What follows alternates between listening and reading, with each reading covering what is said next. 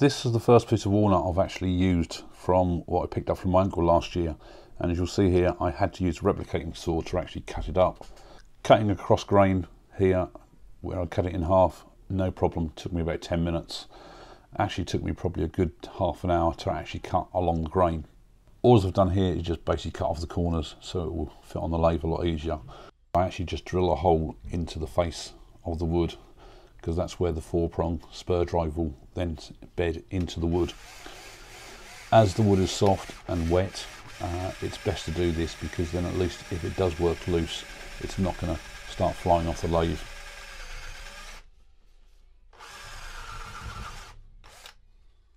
Mounting it on the lathe, all was fine on this first part. Then all of a sudden I found was that the motor on the side of the lathe was going to start catching the edges of the blank. I had to come up with a different idea. I basically put the spur drive into my chuck, which basically brought it out by about another inch or two. This was enough to give me the clearance that I needed. Always make sure that it spins nice and freely before you start up. Make sure everything's tightened down, especially with this size blank. It is quite a weight. Gradually bringing up the speed to what I'm happy with not too much vibration.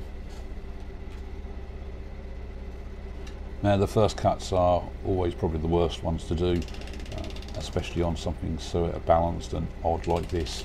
You find that the tool jumps all over the place, especially if you try and take too much of an aggressive cut.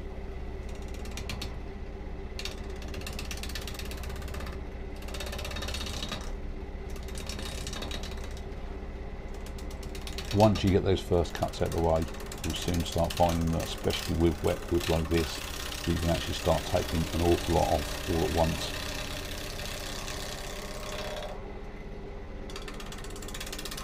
Even on this early stage, you can see the size of the shavings coming off there, and the ghost outline on the top of how thick of a cut I'm taking each time.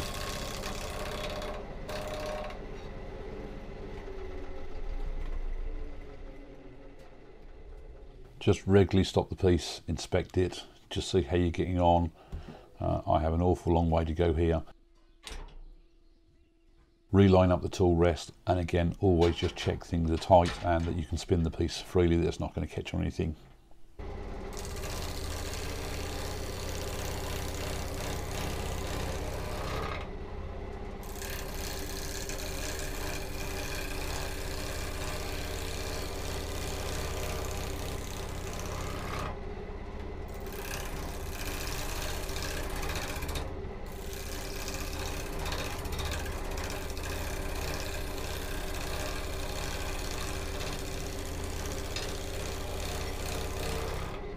As you get the work more trued up, you'll notice that the shavings get longer and longer as well.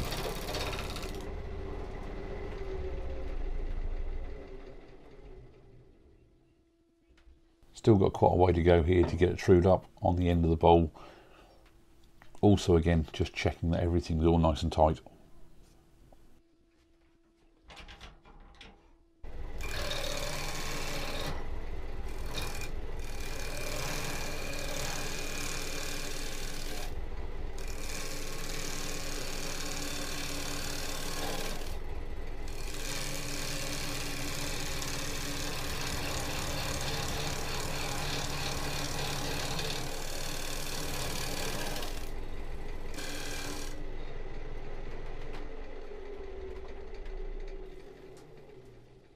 Finally got what will be the lip of the bowl all trued up.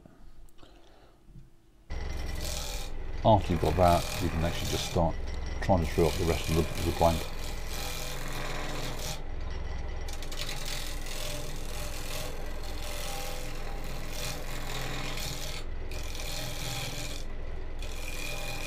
With wet wood, I mean, it's really great fun to turn. If you've not turned wet wood, it's something you really must have to go at.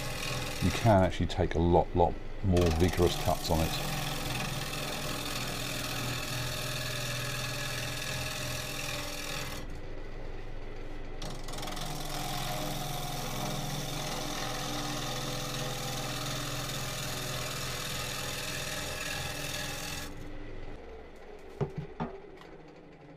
Finally getting down to more or less the shape that I want. As you can still see there, there's still some bark left on there.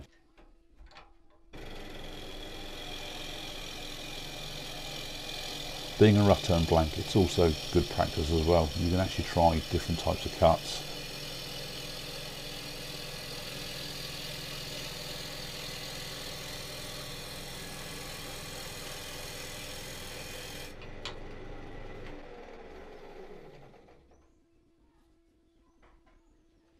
Here's what will be my final cut, taking away the last of all the bark remains.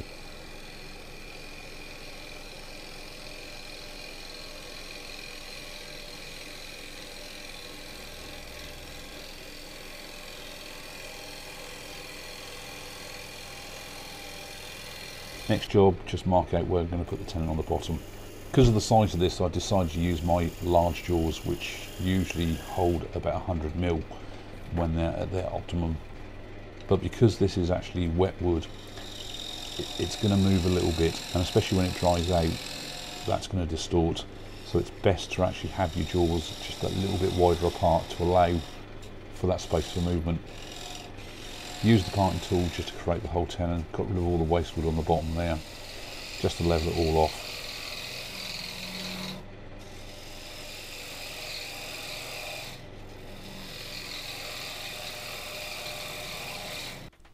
Finally, just take that end bit off with an ordinary handsaw.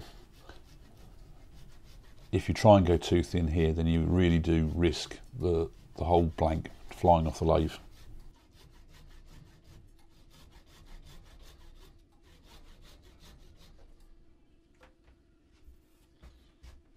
Whenever I put something in the chuck, I always put a mark on the blank where the centre of jaw one is going to be.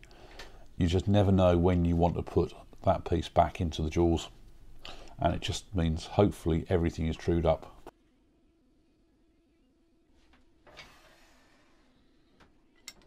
Using the live centre just for an extra bit of support, I've also extended the quill just about to its maximum, because at least that way you just get a little bit more room to work with.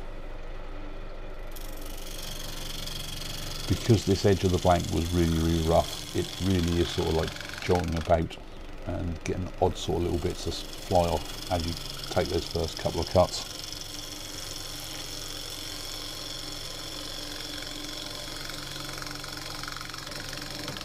Once you do get the surface trued off, it's absolutely brilliant. I mean, you can see here just by the shavings, you can take out so much material at once, and again, it's nice just to try different types of cuts. So I've just tried push cuts and then trying to do a draw cut.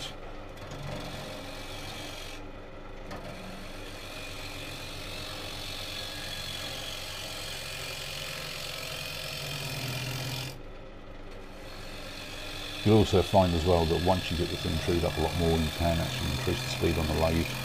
Again, only really have the lathe speed of what you're happy with. Once you're happy that you can get rid of the support, you can just take out that central part.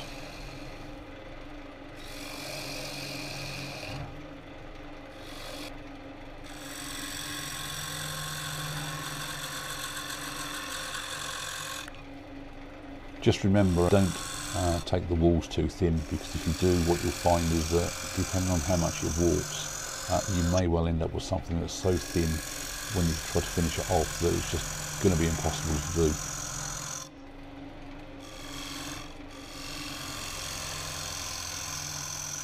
As you can see, just the way these shavings are flying everywhere. I mean, hooking on the camera, the wires, everything. I think they have these literally everywhere in the whole workshop.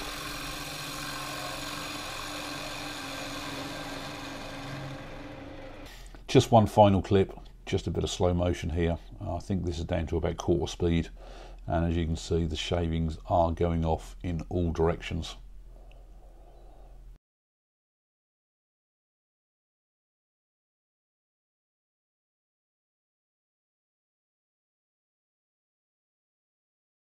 When I've finished, I always put the date on the bowl, and I usually put the weight on, but my battery had actually gone in my scales. Pack away all the wet wood shavings, put the bowl in, and again, just pack it all with wet wood shavings.